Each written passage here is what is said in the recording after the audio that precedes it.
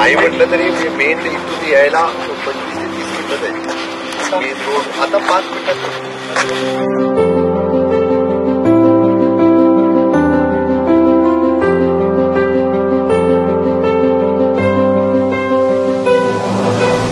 आज एअरपोर्टचं उद्घाटन आदरणीय प्रधानमंत्रीजींनी केलं. त्याचं नाव मनोहर पर्रिकर यांच्या नावाने हा एवढा सुंदर एअरपोर्ट या ठिकाणी झाला.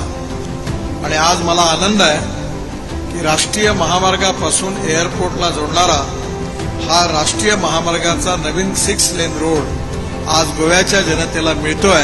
याचा मला अतिशय आनंद आहे. मी आपल्या सगळ्यांचं मनापासून अभिनंदन करतो. आपल्या सगळ्यांना शुभेच्छा देतो. आज मी आपल्या दिगंबरनी बऱ्याच वेळा माझ्याकडे फॉलोअप केला.